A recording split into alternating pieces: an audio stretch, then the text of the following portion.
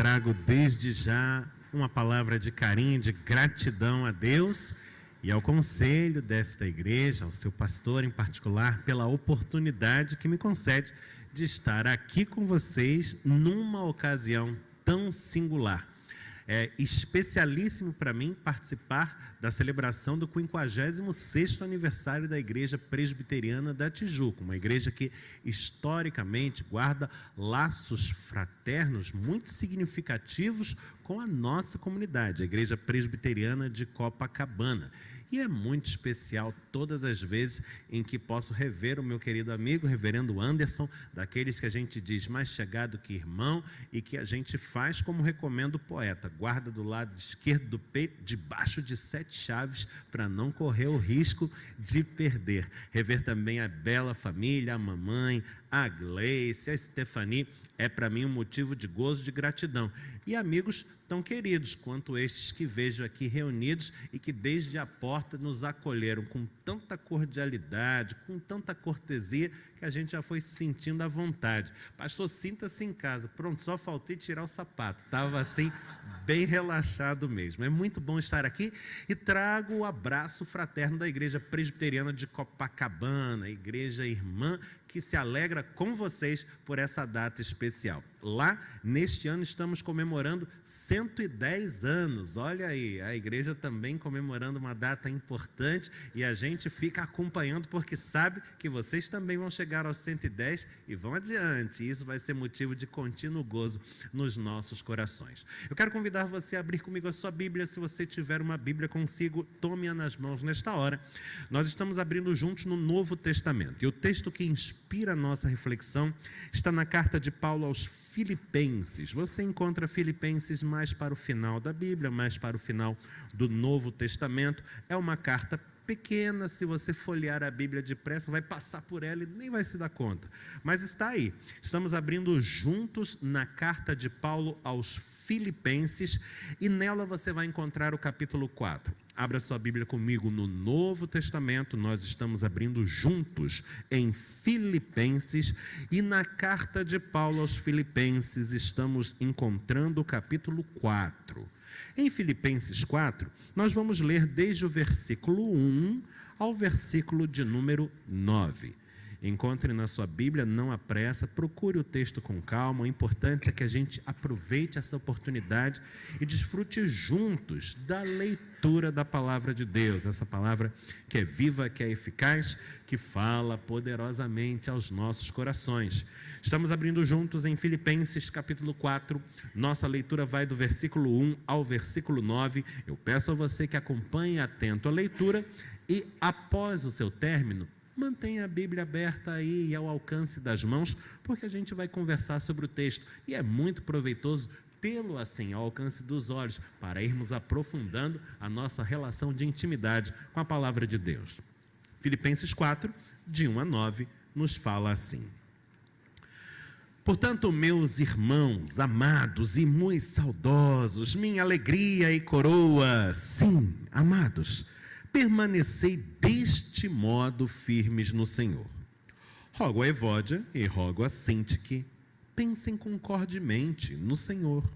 A ti, fiel companheiro de jugo, também peço que as auxilies, pois juntas se esforçaram comigo no Evangelho, também com Clemente e com os demais cooperadores meus, cujos nomes se encontram no livro da vida.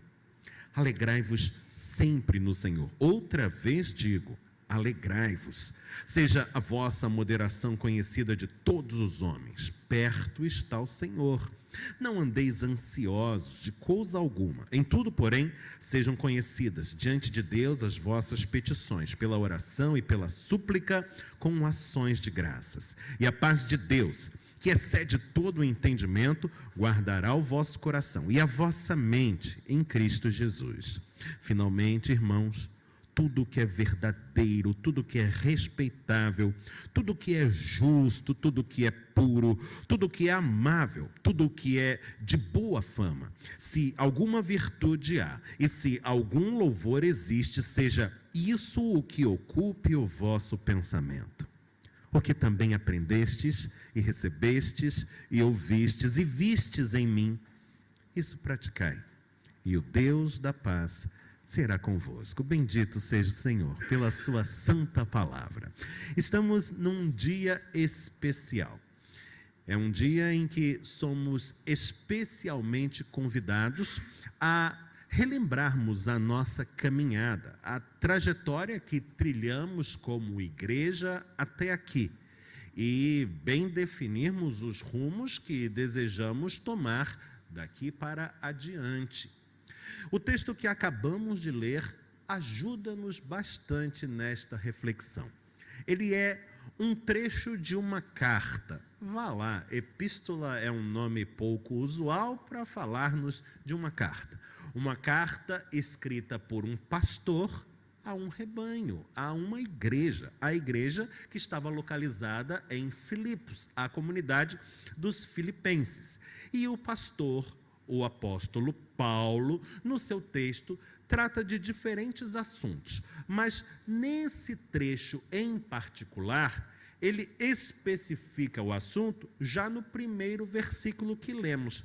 Vocês perceberam isto? No finalzinho do versículo 1, ele diz assim: amados, permanecei deste modo firmes no Senhor. Esse é o assunto desse trecho da carta. Veja como ele cai como uma luva ao momento que estamos vivendo.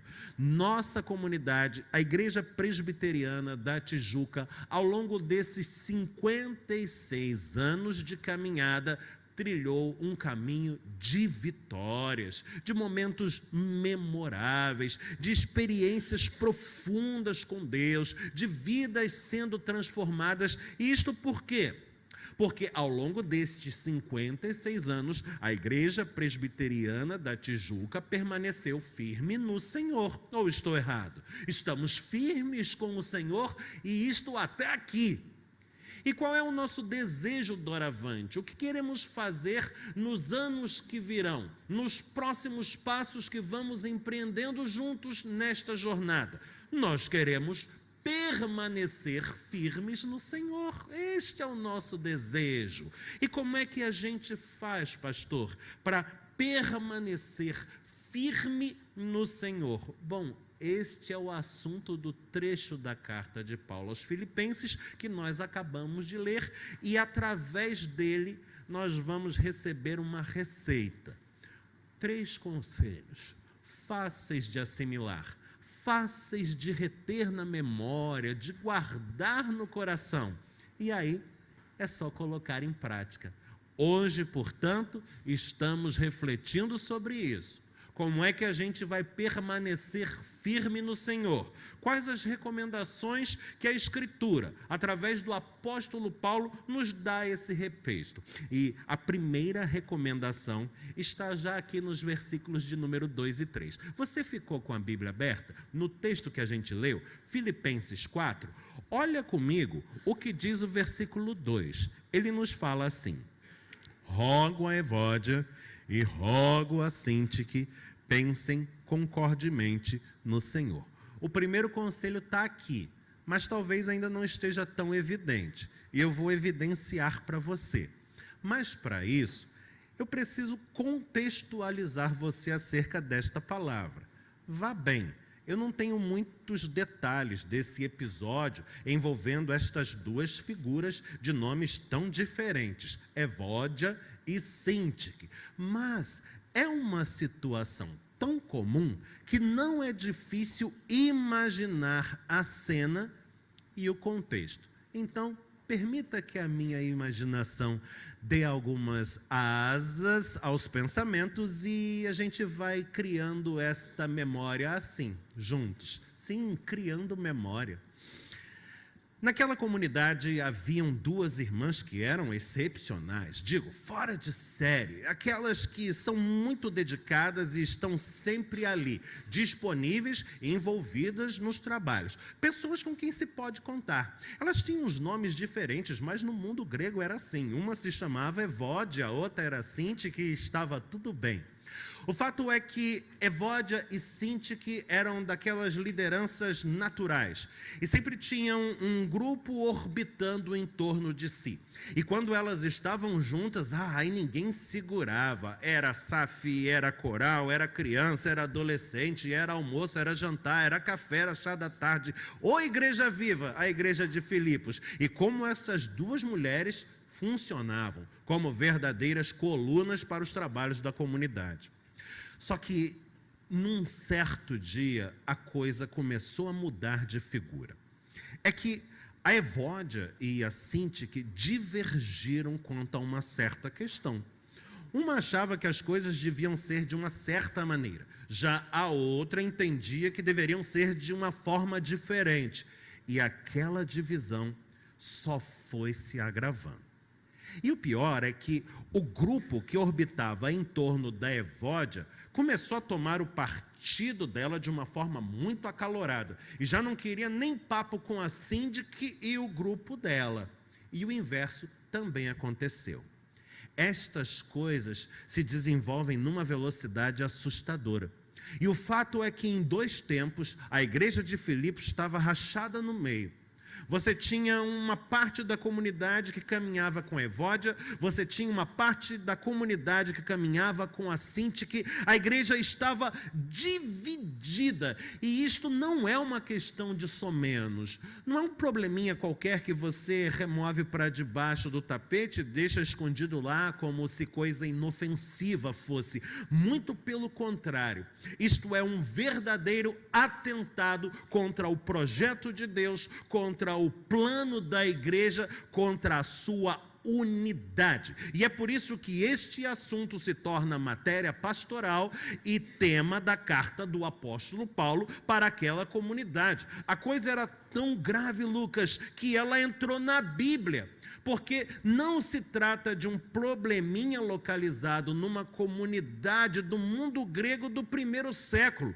Se trata de um problemão ao qual todas as igrejas estão sujeitas e nós também, e quanto ao qual devemos estar permanentemente alertas, precavidos. É por isso que Paulo escreve e já no 1º versículo, onde está desenvolvendo a sua argumentação, ele coloca o dedo nessa ferida e faz um rogo, um apelo. Ele diz: rogo a Evódia e rogo a Sintique, pensem concordemente no Senhor, porque se nós queremos permanecer firmes no Senhor, esta é a primeira recomendação, e ela é fundamental. Nós devemos permanecer unidos.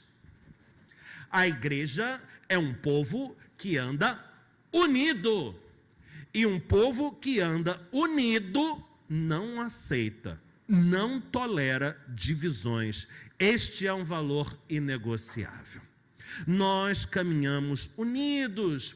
Lembre-se, as nossas igrejas foram erigidas em torno de mesas. As mesas eucarísticas da comunhão, da ceia do Senhor. De que nos falam estas mesas? Elas nos falam de um Deus que permitiu que a sua carne fosse rasgada, que o seu corpo fosse partido, para que a partir dele formássemos um corpo que agora ninguém mais poderá dividir, não deve sequer ousá-lo fazê-lo. Não, porque militar pela unidade da igreja é mister de todos nós. Nós caminhamos juntos.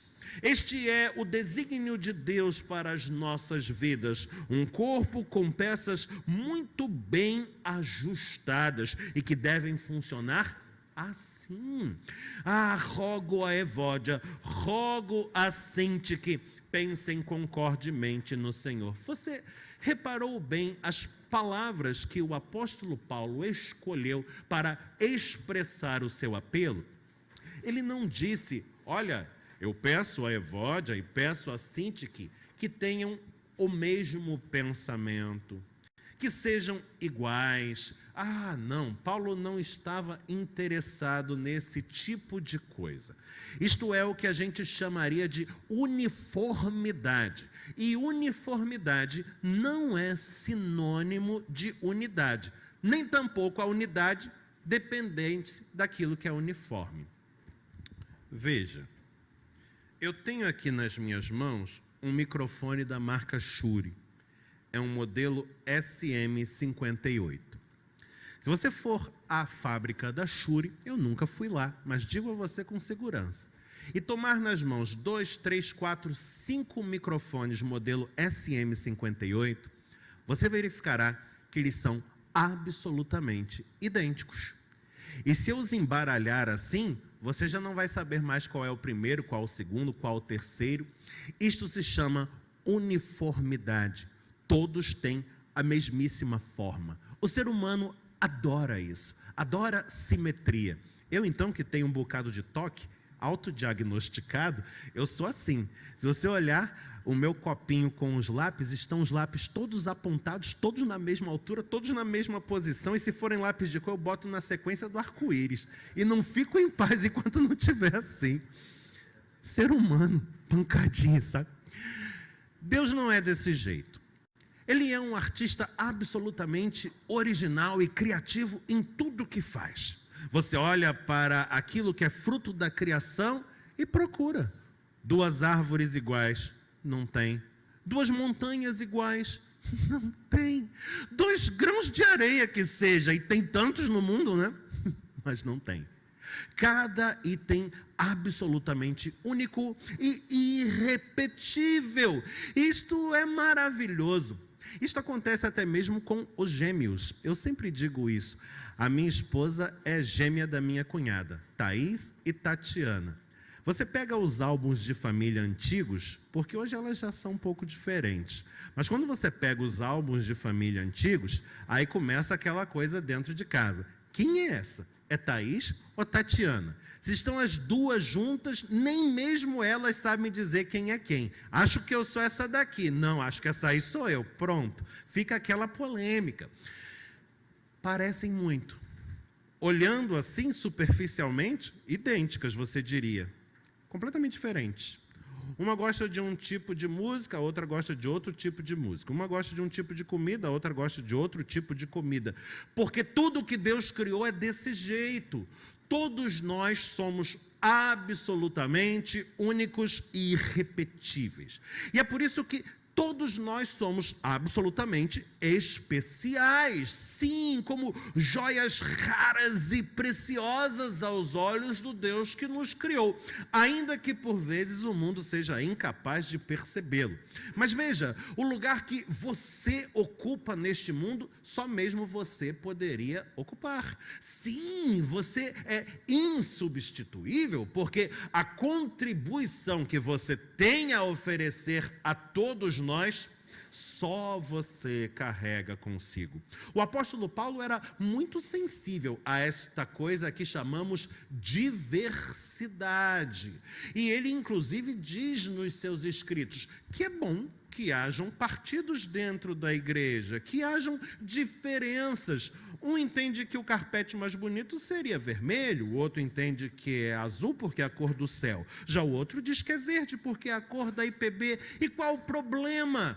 Todos têm lugar. A Evódia podia pensar as coisas de um jeito e a Cintique de outro. E isto não é ruim. Pelo contrário, este é o tesouro da diversidade. Isto é, de uma riqueza maravilhosa. O problema não está em sermos diversos. O problema está em não conseguirmos andar unidos. E o que Paulo está dizendo é: Evódia, Cintique, eu rogo a vocês, pensem concordemente no Senhor. Ele não disse pensem igual. O que ele está dizendo é: tá bom, eu penso de um jeito, você de outro, e ela ainda tem uma terceira via a oferecer. Mas no Senhor devemos encontrar um ponto de unidade. Porque o nosso chamado é para que no Senhor andemos unidos. Como é que a gente vai continuar firme no Senhor? Igreja Presbiteriana da Tijuca, nos 56 anos e muitos mais que virão. Unidos. Somos um povo vocacionado à unidade. Só que tem um detalhe aqui. Alguém podia ver a situação da Evódia e da Cinti, que lá na igreja de Filipos, e perceber que isto não está consoante o desígnio de Deus. Podia olhar para aquilo tudo que estava acontecendo, as duas separadas, os grupos que orbitam em torno delas divididos, a igreja rachada, e dizer: que tristeza, hein? Puxa vida, não é nada disso que Deus quer. Graças a Deus que eu não sou assim, e isso não tem nada a ver comigo. Pronto, lavei as mãos igual Pilatos e tirei o corpo da cena. Não. É por isso que essa primeira lição envolve os versículos 2 e 3. Você percebeu que o versículo 3 está ligado com o versículo 2? O versículo 2 tem o apelo à unidade. E o versículo 3 diz assim: e a ti, fiel companheiro de jugo, a ti. Com quem que ele está falando? Isso é uma carta, né? Está falando com o leitor. O leitor que leu aquela carta lá naquele tempo em que ela foi escrita e o leitor que está lendo hoje. Você é um fiel companheiro de jugo do apóstolo Paulo? É um seguidor de Jesus Cristo? É uma testemunha do Evangelho? Você é um cristão? Então você tem que ouvir essa recomendação que ele faz aqui. Ele diz assim: a ti, fiel companheiro de jugo, também peço que as auxilies. Ah, olha aí, o que Paulo está dizendo é, porque essa responsabilidade de mantermos o rebanho unido, de militarmos pela unidade de todos, por superarmos as nossas divergências e encontrarmos no Senhor o ponto da nossa união, essa responsabilidade é de todos nós. Sim, se o meu irmão está dividido com relação a outro irmão, isto me diz respeito, porque isto afeta o corpo de Cristo, do qual eu faço parte e você também. Todos nós somos responsáveis uns pelos outros. Acho que vale o lema dos mosqueteiros, hein, reverendo? Um por todos, todos por um. É assim na igreja. Porque a unidade é um compromisso, uma vocação, uma responsabilidade de todos nós. Primeira lição do texto: como é que a gente vai continuar firme no Senhor nos próximos anos que virão? A gente está firme até aqui. Qual é a receita para o porvir? Primeira lição: unidos. A igreja é um povo que caminha unido. Qual a segunda? Está aqui entre os versículos 4 e 7. Eu quero olhar o 4. Tá? Ele já dá a receita, o resto só complementa. O versículo 4 diz assim: alegrai-vos sempre no Senhor. Outra vez digo, alegrai-vos. Pronto, não dá nem para ficar com dúvida. Qual é a segunda recomendação? A gente vai caminhar alegre. A gente caminha unido e a gente caminha alegre. Mas não basta dizer isso, eu tenho que pensar um pouquinho sobre o que isso significa, senão a gente pode confundir as coisas. O que é essa alegria de que Paulo está falando? Ele está nos ensinando que o crente é alegre.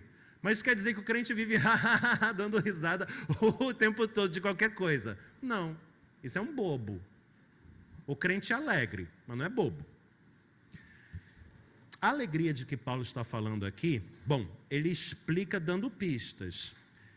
No versículo 5, a pista é moderação. No versículo 6, a pista é não andar ansioso. No versículo 7, a pista é paz. Olha aí, essa alegria tem a ver com moderação, não andar ansioso, experimentar a paz. Eu vou contar uma historinha. Tem coisas que marcam a nossa vida. Tem livros que marcam a nossa vida. Tem canções que marcam a nossa vida. Tem filmes que marcam a nossa vida. Cada um de um jeito diferente. Todo mundo tem aquela música que lembra um momento. Bom, pelo menos eu acho que quase todo mundo deve ter. Mas uma boa canção leva o quê? Uns 3, 4 minutos? Se for aquele vídeo caprichado no YouTube, dá uns 5, mas não muito mais que isso. Um filme que marcou um par de horas, tá legal, um pouco mais. Os livros levam dias. Em geral, quando você abraça um livro e ele abraça você, esse abraço se estende por alguns dias. E naqueles dias em que você e o livro estão abraçados, é como se você mergulhasse no universo do livro e o universo do livro mergulhasse dentro de você. E essa relação vai se estabelecendo de uma tal forma que é difícil não sair marcado.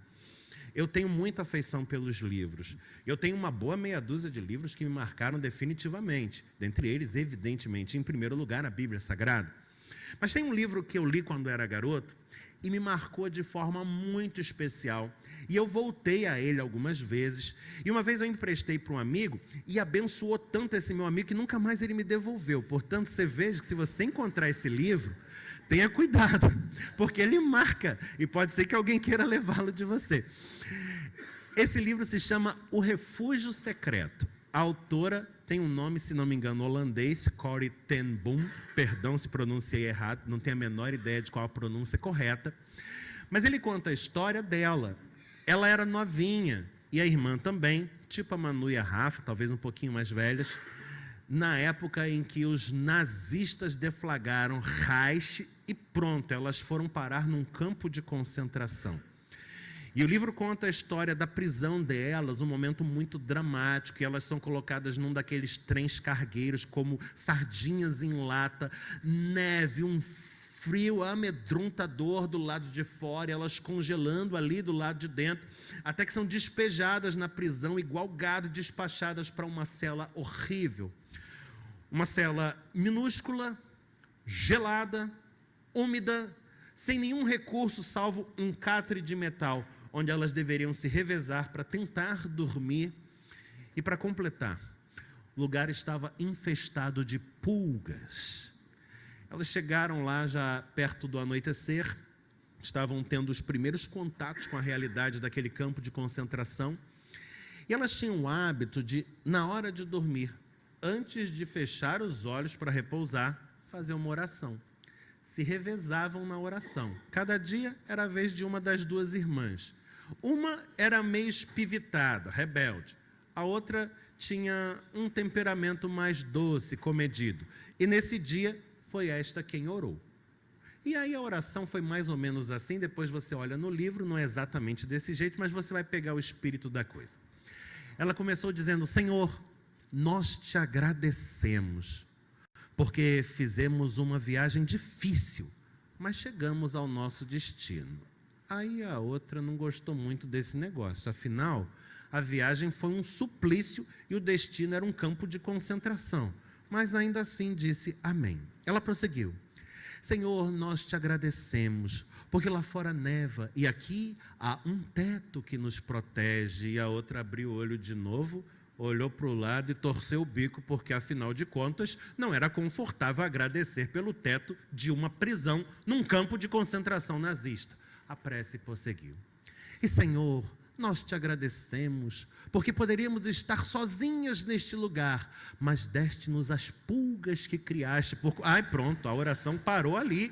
A outra bateu no catre e disse: Pera lá, que oração é essa? Você está agradecendo pelas pulgas? Ela logo retrucou: Em tudo dai graças, diz a Escritura. A primeira revidou sem deixar a bola quicar. Não é assim, você está lendo ao pé da letra, fundamentalista, fanática religiosa. Começou uma briga no campo de concentração, levou um tempinho, a coisa se amainou, vencidas pelo cansaço, foram dormir.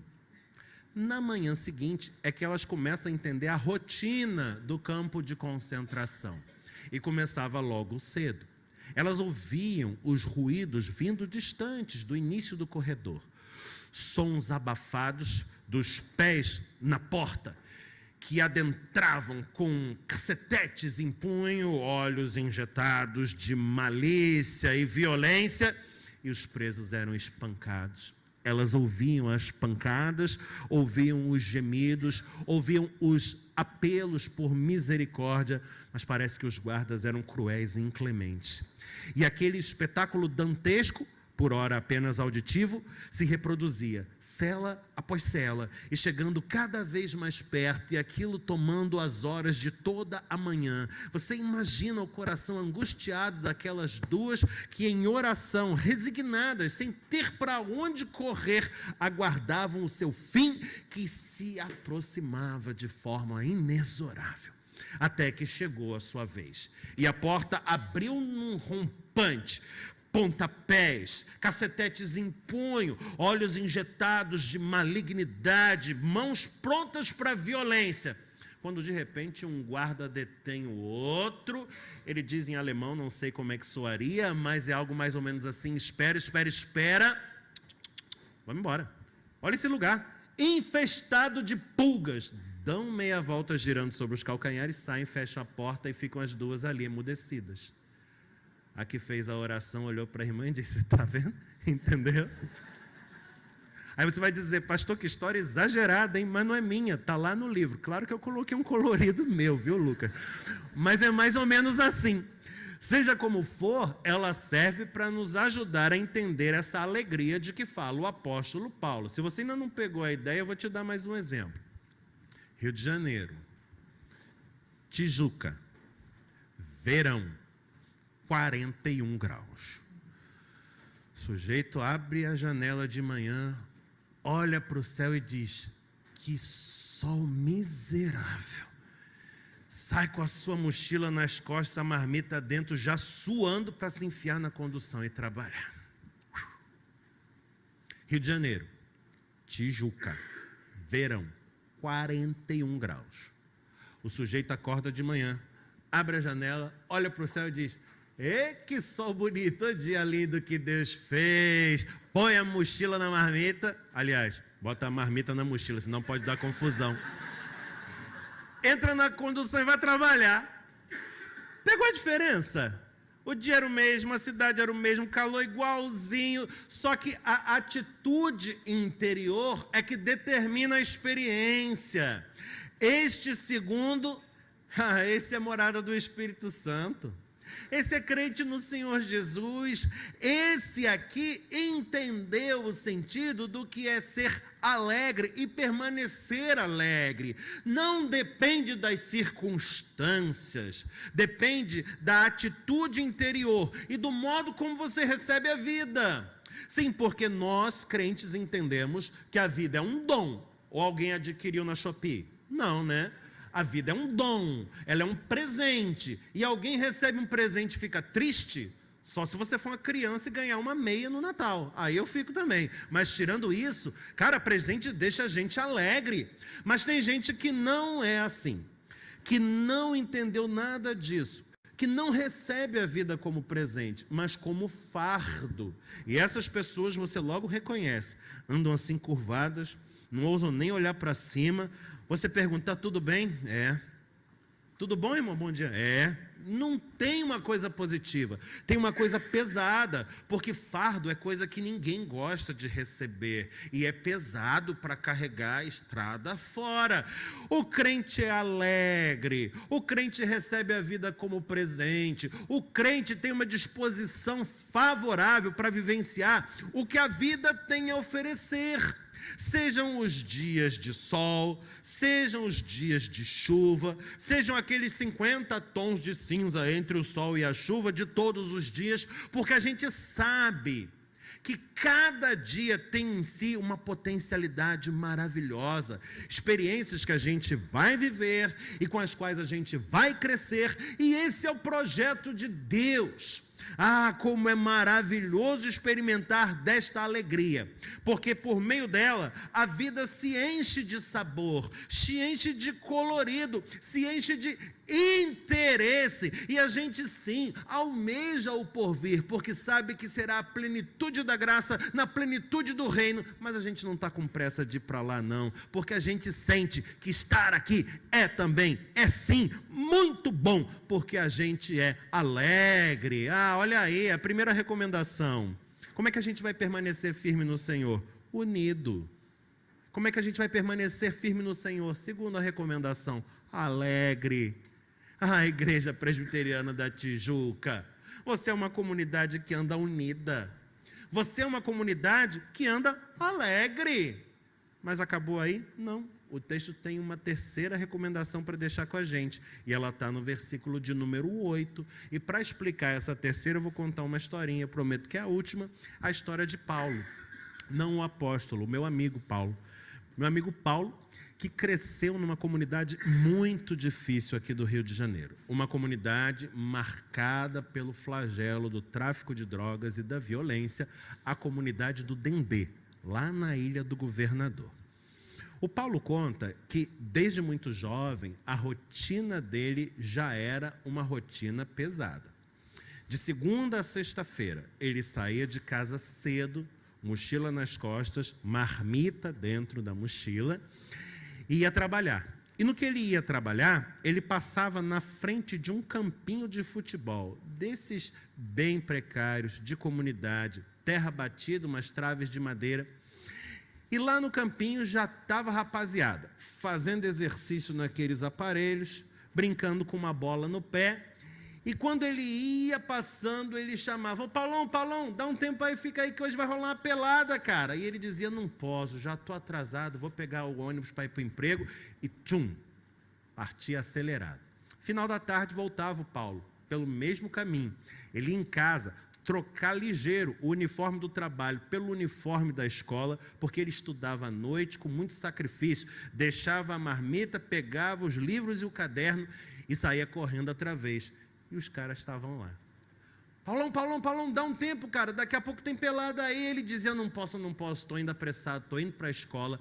E isso acontecia na segunda, na terça, na quarta, na quinta. Chegava no domingo, variava um pouquinho, porque o Paulo saía arrumadinho, a Bíblia debaixo do braço, passava na frente do campinho, porém com destino à igreja. E aí a turma estava lá, fazendo exercício na barra paralela, bola debaixo do pé. Paulão, dá um tempo, cara, hoje é domingo, ó, daqui a pouco tem uma carninha aí, vai rolar uma pelada. Ele dizia: não posso, rapaz, estou indo para a igreja, eu canto no coral, vou ajudar lá com a mocidade, não dá não. E isso se repetia, semana após semana, todos os dias, até que numa ocasião, um daqueles do grupo foi mais incisivo e parou o Paulo. Falou: Paulo, para aqui, por favor, cara, eu estou precisando falar contigo. Ele disse: o que foi, meu irmão? Ficou até preocupado. Ele disse: eu estou preocupado com você. Ele falou: comigo? É. Mas por quê? Cara, tua vida é trabalho, escola, igreja, trabalho. Cara, quando é que tu vai viver? Tu não está vivendo, hein? Abre teu olho, a vida vai passar depressa. Aí o Paulo confessou que ficou assim, meio sem chão com aquela palavra, achou muito inusitado, ele não esperava aquilo, mas respondeu dizendo assim: cara, eu estou tentando ocupar a minha vida com coisas que eu estou vendo que vão construir algo lá na frente para mim. E vocês estão fazendo o quê? O Paulo já tinha entendido essa história aqui, do versículo 8. Você viu o versículo 8, o que diz? O versículo 8 diz assim: finalmente, irmãos, terceira recomendação: tudo que é verdadeiro, tudo que é respeitável, tudo que é justo, tudo que é puro, que é amável, que tem boa fama, que tem virtude, que tem louvor, seja isso que ocupe o vosso pensamento. O que o Paulo tinha entendido é: cara, o crente é um sujeito ocupado, porque o crente é um sujeito que trabalha. O crente é um sujeito que recebeu de Deus um mandato, como todos os homens, só que o crente tem consciência disso. Você lembra da entrada do ser humano no mundo? Lembra? Eu vou lembrar você. Registrada lá no livro do Gênesis. Ele entra junto com a serpente. Entre o homem e a serpente, debaixo de um mandato. O mandato da serpente é uma maldição, do homem não. Ainda que alguns achem equivocadamente que sim. Mandato da serpente: olha, dona serpente, a senhora vai andar com a barriga arrastando no chão, vai comer o pó da terra, ainda vão pisar na tua cabeça com o calcanhar. E a serpente está aí até hoje, pagando o preço, né? Da desobediência, lá da tentação. E o homem? O mandato do homem é assim: do suor do teu rosto comerás o teu pão. Isso é maldição, meu irmão? Você está doido. Você não leu direito. A Bíblia nos ensina que Deus é alguém que trabalha. Jesus mesmo nos disse assim: o meu Pai criou o mundo em 6 dias. No 7º ele descansou. E depois nunca mais parou de trabalhar. Diz o salmista que não dorme e nem cochila o guarda de Israel. O nosso Deus é um Deus que trabalha e que chamou o homem para fazer o que ele faz: trabalhar também. Paulo está nos ensinando que o crente é alguém que tem a cabeça, que tem o tempo, que tem a vida preenchidos, ocupados. Com o quê? Com qualquer coisa? Com qualquer bobagem? Não. o que é verdadeiro, o que é respeitável, o que é justo, puro, amável, que tem boa fama, que tem virtude, em que é louvor. Isto ocupa o nosso pensamento. Cara, o Paulo, meu amigo, estava totalmente convicto acerca desses ensinamentos. Ele sabia que a vida demanda de nós isto, e que às vezes será necessário escavar o asfalto com as unhas para extrair dali o pão, mas o pão vem, sim, porque o crente age dessa forma e prospera, e isto é uma promessa do Senhor. O Paulo me contou que ele trabalhou duro, estudou com afinco, e a vida dele mudou. A vida dele mudou. Sim, e quando eu conheci o Paulo, ele tinha uma posição elevada dentro de uma grande companhia telefônica, e ele tinha cursado o seminário. Ele tinha virado pastor numa igreja evangélica de confissão batista. E o Paulo disse que já nessa nova condição, passados muitos anos, ele um dia voltou à comunidade do Dendê, porque ele tinha deixado familiares lá e queria visitar a turma. E ele foi fazendo aquele caminho a pé, desde o asfalto até a casa da família, passando na frente do campinho de terra batida, e vinha um filme em flashback passando pela sua mente, ao mesmo tempo. Qual não foi a sua surpresa quando olhou para a direção onde ficavam os aparelhos de ginástica e lá estavam os mesmos caras. E ele fala: Zé, estava o sujeito fazendo a barra paralela e o bíceps dele era da largura do meu tronco, cara. O bicho era forte, que dava gosto de ver. Mas o discurso era de partir o coração. Ah, Paulo, sorte tua ter saído daqui. Aqui não tem jeito não. Aqui não tem perspectiva.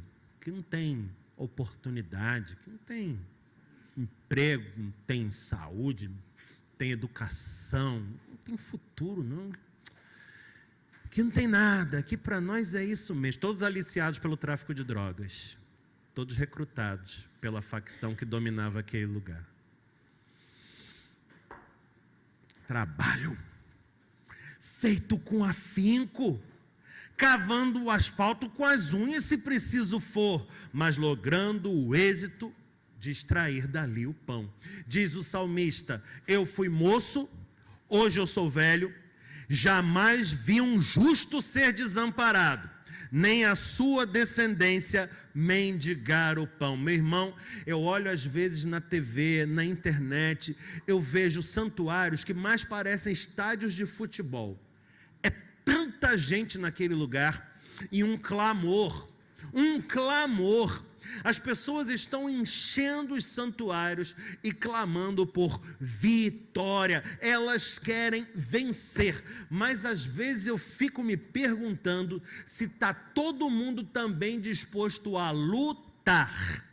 Porque a relação entre essas duas realidades é intrínseca. O crente é alguém que luta, porque ele sabe que a coisa nesse mundo não vem fácil não. Jesus mesmo nos preveniu a esse respeito, dizendo: neste mundo, eis que tereis aflições.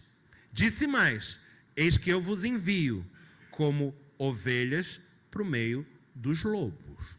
Você sabe a natureza da relação que há entre as ovelhas e os lobos, e não é das mais favoráveis para nós. Essa é a realidade que a gente enfrenta.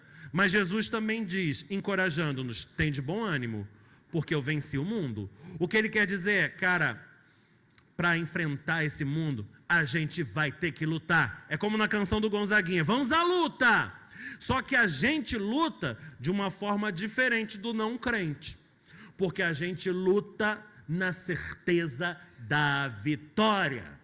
Da vitória que se alcança pelo poder do Espírito Santo que habita a igreja e em o nome de Jesus. O crente sabe que na vida é necessário lutar, e as lutas aí estão para que sejam vencidas e o poder de Deus se manifeste em nós. Portanto, meu irmão, como é que nós, Igreja Presbiteriana da Tijuca, Igreja de Jesus Cristo, espalhada pelos 4 cantos desta terra, como é que nós permaneceremos firmes no Senhor, deste modo, diz o apóstolo Paulo, unidos, alegres e trabalhando. Guardou a receita? A gente vai continuar unido, haja o que houver, a gente não se separa. Vou usar um bordão popular, ninguém larga a mão de ninguém, hein? Estamos unidos, estamos alegres, a despeito das circunstâncias, porque os desafios virão e a gente vai trabalhar duro, que nem fez até aqui, na certeza da vitória em nome de Jesus. Unidos, alegres e trabalhando. E o que acontece? Acontece isso que Paulo nos diz no versículo 9, fechando a nossa reflexão. Está com a Bíblia aberta? Guarda essa última palavra. Filipenses 4:9 fecha a reflexão dizendo assim: o que aprendestes, recebestes, ouvistes, vistes em mim, isso praticai, e o Deus da paz será convosco. Vamos continuar unido, alegre, trabalhando, e Deus vai continuar conosco. Deus muito abençoe a Igreja Presbiteriana da Tijuca, seu pastor, seu conselho, todas as forças vivas que têm somado esforços aqui. Em nome de Jesus. Amém. Amém.